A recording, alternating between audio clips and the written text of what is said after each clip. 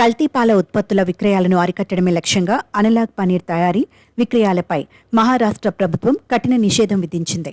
ఈ నిబంధనలను ఉల్లంఘిస్తే 6 నెలలు జైలు శిక్షతో పాటు ₹1,00,000 జరిమానా విధించనున్నట్లు ఆహార భద్రతా సంస్థ స్పష్టం చేసింది. ఒకవేళ ఈ కల్తీ పనీర్ తిని ఎవరైనా మరణిస్తే శిక్ష తీవ్రత పెరిగి యావజ్జీవ కారాగార శిక్షతో పాటు ₹10,00,000 వరకు జరిమానా ఎదుర్కోవాల్సి వస్తుందని హెచ్చరించింది. గతంలో ఛత్తీస్గఢ్ ప్రభుత్వం ఇలాంటి ఆంక్షలు విధించగా ఆ తర్వాత అనలాగ్ పనీర్ను నిషేధించిన రెండో రాష్ట్రంగా ఇప్పుడు మహారాష్ట్ర నిలిచింది. ఈ నిషేధ వార్తతో అసలు పనీర్కు అనలాగ్ పనీర్కు మధ్య తేడా ఏంటనే దానిపై నెటిజన్లలో తీవ్ర చర్చ నడుస్తోంది.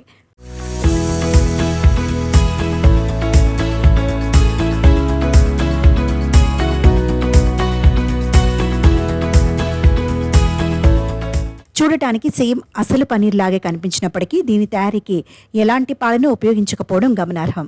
ఈ అనలాగ్ పనీర్ తయారీలో పాలకు బదులుగా పామాయిల్ వంటి వెజిటబుల్ ఆయిల్స్, స్టార్చ్, పాలపొడిని అధికంగా వాడుతుంటారు. నాణ్యమైన పాల ఉత్పత్తులతో పోలిస్తే తయారీ ఖర్చు చాలా తక్కువ కావటం వల్ల ఇది మార్కెట్లో దాదాపు సగం ధరకే లభిస్తుంది. అయితే వినియోగదారులకు ఎలాంటి సమాచారం ఇవ్వకుండా దీనిని అసలైన పనీర్గానే విక్రయిస్తుండటంపై అధికారులు తీవ్ర ఆందోళన వ్యక్తం చేశారు. దాంతో నకిలీ పనీర్ను ఎలా గుర్తించాలనే అంశంపై నిపుణులు పలు సూచనలు చేస్తున్నారు. సాధారణంగా పనీర్ ముక్క మొత్తం ఒకే రంగులో ఉండాలని, ముదురు పసుపు లేదా వేరువేరు రంగుల్లో ఉంటే అది స్వచ్ఛమైనది కాదని గ్రహించాలి. అలాగే పనీర్ ముక్కను చేతితో నలిపినప్పుడు మెత్తగా ఉండాలి తప్ప రబ్బర్లా సాగితే అందులో కల్తీ జరిగినట్లేనని గుర్తించాలి.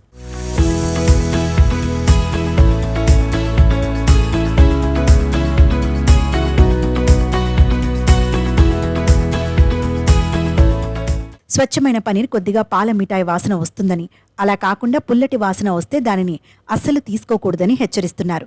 ఒక పనీర్ ముక్కను నీళ్ల గ్లాసులో వేసినప్పుడు అది అడుగున మునిగి చెక్కు చెదరకుండా ఉంటేనే మంచిదని, కల్తీదైతే నీటిలో కరిగిపోవడం లేదా విరిగిపోవడం జరుగుతుంది. అలాగే పెనంపై వేడి చేసినప్పుడు అసలైన పనీర్ ఆకారం మారకుండా కొద్దిగా తేమను మాత్రమే బయటకు విడుదల చేస్తుంది. కానీ కల్తీది అయితే వెంటనే కరిగిపోయి ఎక్కువ నీటిని బయటకు వదులుతుంది. అతి తక్కువ ధరకు లభించే పనీర్ ఉత్పత్తుల పట్ల ప్రజలు ఎప్పుడూ అప్రమత్తంగా ఉండాలని నిపుణులు సూచిస్తున్నారు. ఆరోగ్యాన్ని కాపాడుకోవడానికి సాధ్యమైనంత వరకు స్వచ్ఛమైన పాలను తెచ్చుకొని ఇంట్లోనే పనీర్ తయారు చేసుకోవడం ఉత్తమమని స్పష్టం చేస్తున్నారు.